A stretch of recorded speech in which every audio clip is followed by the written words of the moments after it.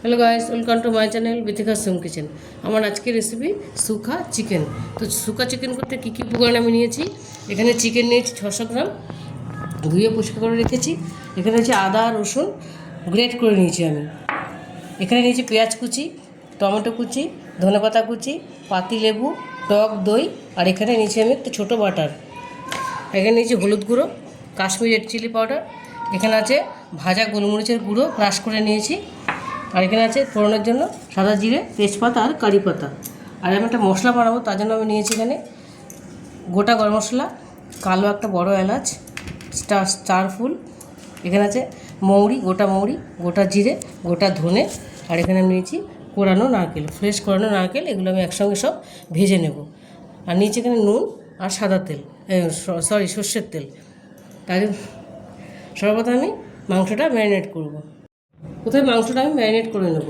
তার জন্য আমি দিয়ে দেবো এখানে নুন, মতো লবণ দিয়ে দিলাম, দিয়ে দেবো অল্প হলুদ গুঁড়ো, দিয়ে দেবো পাতিলেবুর রস,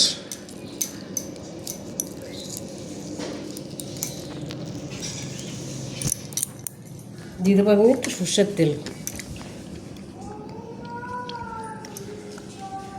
এটা আমি একটু ম্যারিনেট করে 10-15 মিনিট রেখে দেবো। মাংসটা ম্যারিনেট হতে হতে আমি একটা কড়াই বসিয়ে দিয়েছি, ততক্ষণে মশলাটা ভেজে নেব। এবার আমি কড়াইটা গরম হয়ে গেছে, এবার মশলাগুলো দিয়ে দেবো স্টার আনিসটা, কালো এলাচ দিয়ে দিলাম বড়, গরম মশলাটা দিলাম,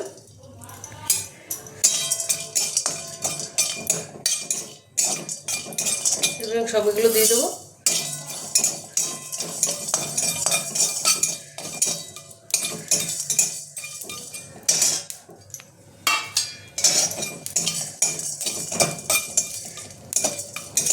যেমন হালকা ভাজা ভাজা হয়ে গেছে, খুব কালো করবো না, হালকা ভেজে নেব।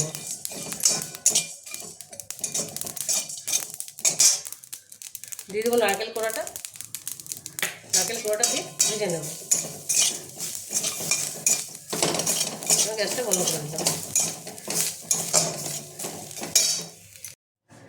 এবং মশলাটা আমি সুন্দর করে ভেজে তুলে নিয়েছি। তার মধ্যে আমি কাশ্মীরি রেড চিলি গুঁড়োটা আমি দিয়ে দিয়েছি। এর মধ্যে আমার গোটা নেই, তোমাদের গোটা থাকলে গোটাটা এরকম ড্রাই রোস্ট করে দিতে পারো। আমার যেহেতু গোটা নেই, তাই জন্য গুঁড়োটা, রেড চিলি পাউডারের গুঁড়োটা দিয়েছি।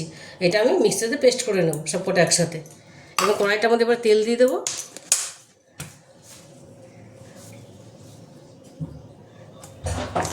পরিমাণ মতন তেল দিয়ে দিলাম। তেলটা আমার গরম হয়ে গেছে, এবং ফোড়নটা দিয়ে দেবো। তেজপাতাটা দিয়ে দিলাম গোটা জিরেটা, দিয়ে দেবো কারি পাতা, দিয়ে দেবো আদা রসুনটা।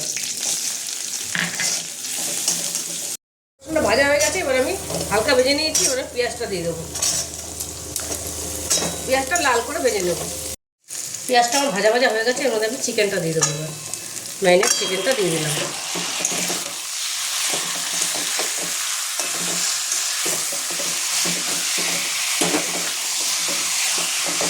সব মশলাগুলো দিয়ে দেবো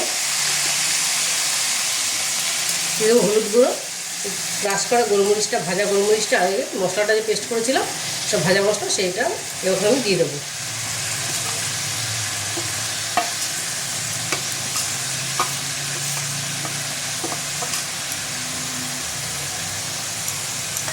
দিয়ে দেবো অল্প নুন, যেহেতু আমার ম্যারিনেশন নুন ছিল, আমি জন্য কম করে দেবো।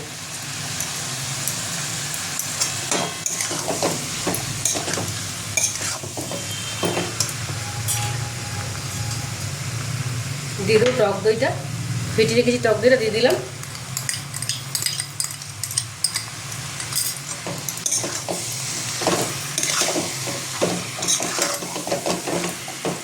মাংসটাকে ভালো করে আমি কষাবো। চিকেনটা একটু জল দিয়েছি আমি সামান্য, এর মধ্যে আমি এবার টমেটো কুচিটা দিয়ে দিলাম। এবার আমি একটু ঢেকে দেবো, ঢেকে কষাবো।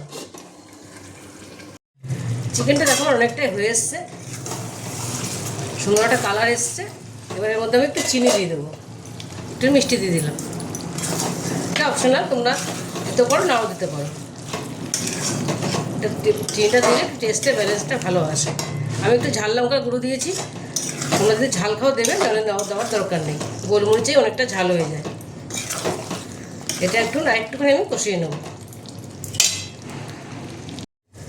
চিকেনটা আমার হয়ে গেছে, দেখো তেল ছেড়ে দিয়েছে। এবার আমি এর মধ্যে ধনেপাতা কুচিটা দিয়ে দিলাম, একটু নেড়ে দেবো। এটা একটু শুকনো শুকনোই হবে। এর মধ্যে আমি এবার বাটারটা দিয়ে দেবো। বাটারটা দিলে টেস্টটা খুব ভালো আসে। আমি পুরো বাটারটা আমি দিয়ে দিলাম, যেহেতু ছোটো আমি পুরোটাই দিয়ে দিলাম। এবার গ্যাসটা আমি বন্ধ করে দেবো, বন্ধ করে আমি ঢেকে রাখবো একটুখানি, তারপরে আমি নামাবো।